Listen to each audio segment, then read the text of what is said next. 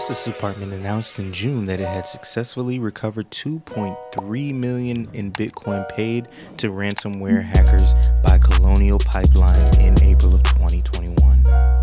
However, the news produced a lot of uncertainty on the internet. Some thought that Bitcoin had been hacked, and as a result of the revelation, Bitcoin's price dropped due to the fears about the cryptocurrency's security.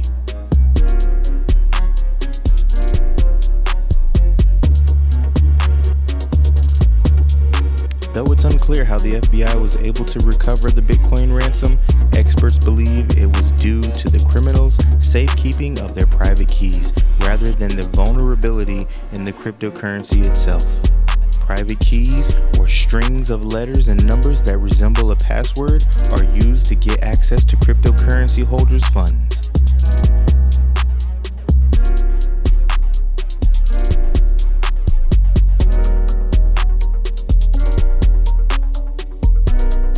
Lewis, head of business development at Bitcoin custody and loan startup Unchained Capital, tells CNBC, "Make it that anyone, anytime who obtains a private key can move cash." He quotes, "The only way to move funds is if you have the private key, which is why keeping private keys secure is so vital." According to the Federal Trade Commission, crypto scams cost over $82 million in the fourth quarter of 2020 and in the first quarter of 2021. According to the FTC, this is more than 10 times the amount from the previous year's similar period. It's critical to understand the many types of wallets available and how to safeguard your private key if you want to keep your crypto safe from hackers or other outside threats.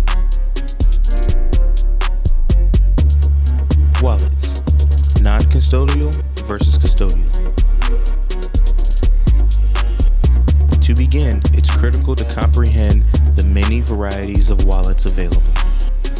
If you opt to buy cryptocurrency, you can store your funds in either non-custodial or custodial wallets.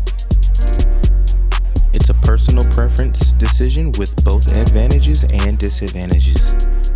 What is a non-custodial wallet and how does it work? You own your private key and your own cryptocurrency asset as a non-custodial or self-custodial wallet. You are solely responsible for remembering your private key and implementing security measures to protect your funds when utilizing non-custodial wallet service. You will be unable to access your Bitcoin if you forget your private key, which is a typical occurrence. You have the responsibility to make sure you don't lose your key, and you're basically the only person who has that responsibility, says Nick Newman, CEO of Casa, a Bitcoin security and self-custody firm. That means you must use backup mechanisms such as a cold wallet, including hardware wallets, which are actual devices that keep your keys offline, according to Newman. Many hardware wallets resemble USB flash drives. Despite the fact that hardware wallets are widely regarded as the safest method of storing private keys, there are still hazards. Because a physical device can be stolen or damaged, it's critical to select a reputable hardware provider and keep your hardware wallet safe. If my Bitcoin keys are connected to the internet in some way, a hacker may be trying to acquire access to my keys while I'm asleep, Louis explains. As a result, hot wallets, or those that are connected to the internet, are regarded far riskier than cold wallets. Some investors utilize a hardware wallet to physically secure their keys, while others write their private keys on paper and store it in a vault. Non-custodial wallets with multi-sig or multi-signature protection also are popular. To obtain access and move cryptocurrencies, most Bitcoin wallets only require one private key, but multi-sig requires multiple keys. Each key is saved on a distant device, which is often a combination of your phone and offline hardware wallets. The crucial idea is that you need to back up your key in case you lose it, no matter how you do it, Newman says, so you don't lose all your crypto because of a small mistake. What is a custodial wallet exactly? A custodial wallet service puts your private key in the hands of a third-party company, such as an exchange like Coinbase, Kraken, or Gemini. This means that when you buy Bitcoin on an exchange, you are issued an IOU for the cryptocurrency, while the exchange owns the private keys and keeps the cryptocurrency in their wallet. If you buy Bitcoin on Coinbase, for example, Coinbase owes you Bitcoin until you decide to withdraw, according to Newman. Although some in the Bitcoin community argue that not your key, not your Bitcoin, many people prefer a custodial wallet because they don't have to worry about losing assets due to misplacing or forgetting their private keys. If you elect to utilize an exchange, Philip Martin's Coinbase CSO advises take time to do the research. Understand which exchanges have lasted the test of time and have some form of regulatory framework around it. You should also be aware of the potential dangers. A hacker wouldn't need your private key to move funds from your account if you used a custodial wallet because the exchange holds the keys, not you. According to Newman, this removes one barrier to your cash safety. However, many exchanges place a high priority on security, and there are alternative methods, such as two-factor authentication, to safeguard your account from being hacked individually. How to keep your money safe.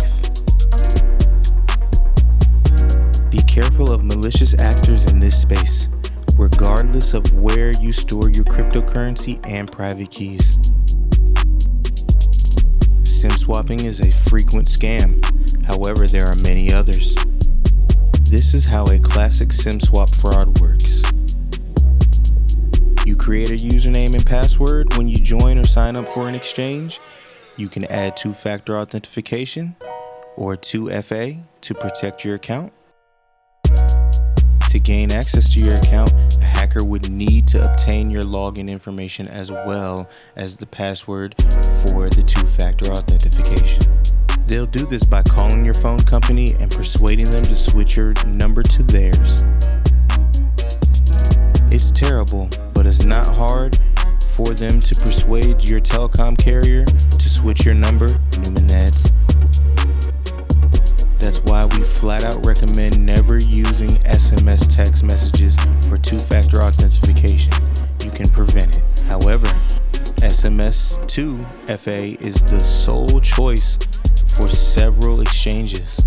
If you can't avoid it, Martin recommends contacting your carrier and requesting the addition of a password or other security measures to your account. Martin also suggests utilizing YubiKey, which he describes as the gold standard for two-factor authentication if the exchange supports it.